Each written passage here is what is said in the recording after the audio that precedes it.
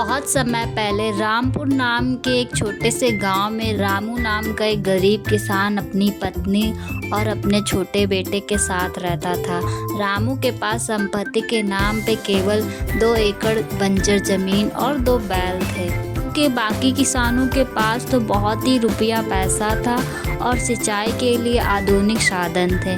वे आसानी से अपनी फसल उगा लेते थे। रामू के पास अपनी खेती करने के लिए ना रुपए थे ना पैसे थे और उसके पास आधुनिक साधन भी नहीं थे और अपनी खेती में पानी पहुंचाने के लिए भी कोई रास्ता नहीं था उसके पास में। कुछ लोग अक्सर रामू का मजाक उड़ाया करते थे और बोलते थे, रामू सूखी मिट्टी पर पसीना बहाना बंद कर दो, इसमें से कोई सोना नहीं उगेगा। लेकिन रामू हमेशा मुस्कुराकर जवाब देता था, मिट्टी कभी बेवफा नहीं होती। अगर नीयत साफ हो और पसीना सच्चा हो तो यह बंजर जमीन भी एक दिन अन्न का भंडार देगी। साल बाद गांव में भयंकर सूखा पड़ जाता। बारिश की एक भी बूंद नहीं गिरती है, बिल्कुल भी बारिश नहीं होती है। फसलें एकदम सूख जाती हैं, सूख के टूट जाती है।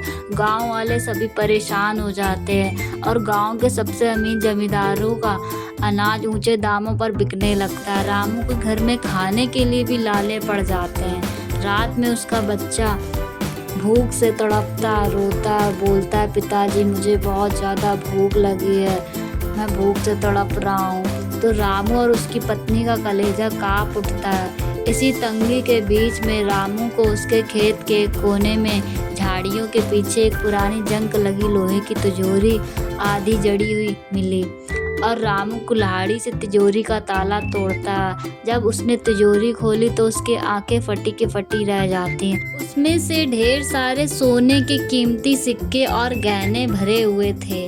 जब रामू भारी तिजोरी लेकर अमित की झोपड़ी में पहुंचता और उसे खोलता है तो अमित की आंखें लाल हो जाती हैं। रो रो कर उसके आंसू गिरने लगते हैं। तब भी अमित बोलता, रामू काका आप इतने गरीब हो, आपके घर में खाने का अनाज तक नहीं है, फिर भी आपने यह खजाना मुझे लौटा दिया। अगर आप इसे चुपचाप रख लेते तो किसी को कभी पता भी नहीं चलता कुछ भी। तभी रामू की आंखें नम हो जाती और बोलता है, बेटा गरीबी पेट मार सकती है लेकिन मेरी ईमानदारी नहीं मार सकती। यह धन तुम्हारे दादाजी का, इस पर केवल तुम्हारा हक है। अमित रामू के इस निष्ठा और ईमानदारी से इतना खुश होता है कि उसने तिजोरी में से आधा सोना निकाल कर रामू के सामने रख दिया होता है। लेकिन रामू मुस्कुराते हुए मना कर देता कि बेटा मुझे ये सब कुछ भी नहीं चाहिए, मुझे बस अपनी मेहनत का फल चाहिए, वही मैं खाऊंगा। ईमानदारी देखकर अमित एक प्रस्ताव रखता है रामू के पास, काका आप यह सोना मत लीजिए लेकिन मुझे अपनी जमीन में से एक गहरा कुआं और सिंचाई का साधन बनाने की अनुमति दे दीजिए, हम दोनों मिलकर खेती करेंगे।